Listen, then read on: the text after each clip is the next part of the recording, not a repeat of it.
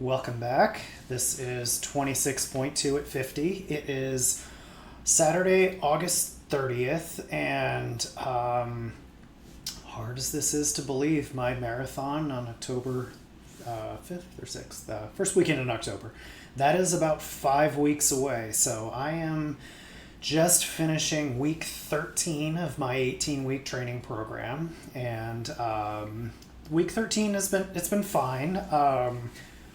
Caveat to that is that tomorrow is Sunday and I have a 20-mile training run scheduled. So that is going to be one of two 20-mile runs, but that's the longest training run I'm going to do before the race. So we'll see how that goes. I think it should be fine, but yeah, it's going to be a long morning. And after that, so next weekend, I actually will be running a local half marathon, kind of as a sort of a tune-up event before, the big race.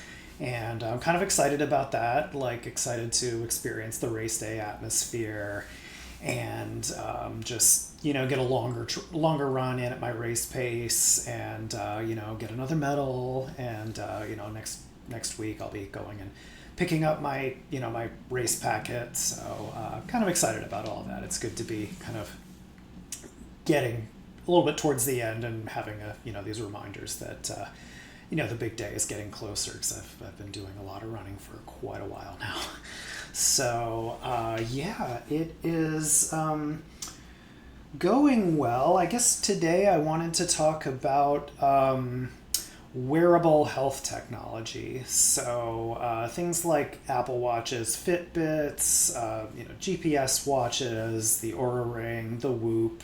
I guess I've said this on other videos. I guess just in case I need to say it, I don't have any kind of like sponsor arrangement or affiliate arrangement with anything. So I'll talk about specific technologies, I'm sure, but I don't get like paid or anything for talking about a specific technology. But if you're just getting started with a fitness regimen, the evidence does suggest that these wearables can help you get a bit healthier. I mean, studies have been done, and it looks like they are good for getting you walking more, getting you exercising more. You might lose at least a modest amount of weight, but I do, of course, when I'm at races or running with other runners, everybody has one of these devices on, and I do sometimes wonder, okay, well, we're not in that category of people that's really worrying about 10,000 steps a day. I mean,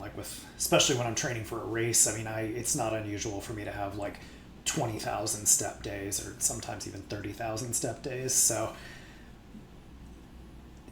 it is a question how helpful is this for race training? And these devices can be really helpful in some very specific ways for someone training for a marathon. That's kind of what I wanted to talk about today. So basically there are two ways that a wearable device can really help you. One is specific to your workouts, to your runs, tracking both not your distance and your pace, but also your heart rate, because it can clue you into whether basically are your easy runs easy enough. You can tell that by your heart rate, but what you don't want to be doing is overtraining. So you don't want to be going out hard every run, because you're really you're risking injury, and it's really hard to kind of keep that up over an 18-week plan.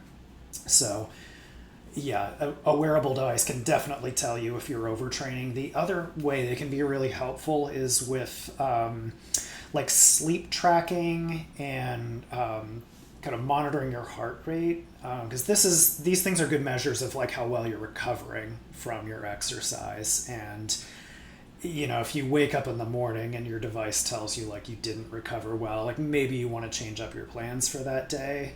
But it can also kind of clue you in if certain aspects of your lifestyle are not really helping you out. I've worn a Whoop for close to a year now, and I've noticed if I do certain things, my recovery is noticeably worse. I don't know, I've said this on other videos, drinking alcohol, especially in the evening, like my recovery is terrible. So it can definitely help you, yeah, to recognize if there are things you're doing that are not helping your recovery. And it can also actually like help you to know if you might be getting sick, which can also affect your training plans. So as far as like what devices you might consider using, there are kind of two approaches you can take to this. One would be like kind of an all-in-one device, so like an Apple Watch, like a Fitbit, or another type of smartwatch. So, a smartwatch, like it'll do a good job of like generally tracking your activity. You can log workouts. It can track your heart rate to at least some extent during your runs. And it can also like Apple Watches do like, some sleep tracking, like they'll monitor like resting heart rate. So that does provide you with some information on like how well you're recovering. The other approach, which is what I do, is basically two devices. So this kind of it'll give you more detailed and better information. It's just a little bit more of a pain to work with two devices. So the first device is like an actual dedicated GPS watch, like a Garmin watch. So when you're out for your runs, like of course it's tracking your heart rate, it's tracking your pace. It can also like some of them, the more fancy ones, will provide you like kind of data on like kind of like your stride efficiency and your training load estimated from like how you're working out. So this can again, provide you with more information about whether you might be like overtraining. As far as like the sleep monitoring, one option is like a Whoop. Another option is the Oura Ring. I actually used to use an Oura Ring like a long time ago. I think I might still have it, but I haven't used it in a long time. And mainly that's because like I got it when I wasn't really doing races, and it was like, I don't know, I was like kind of like, what do you do with that information? Like if you're not really working out hard, I guess. I used it for a while and I stopped using it.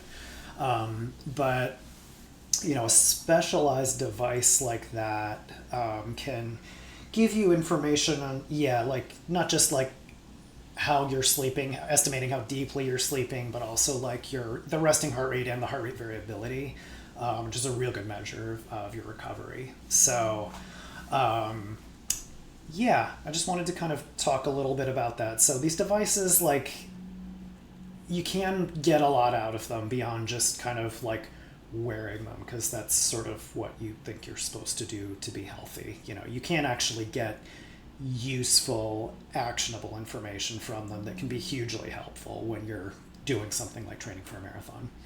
So that's what I got. Wish me luck on my long run tomorrow. And thank you again for watching. I really appreciate all of you. I'd appreciate it if you would subscribe, and can feel free to leave me a comment. Otherwise, have a good one. Have a good rest of your Labor Day weekend. And I will talk to you soon. Bye-bye.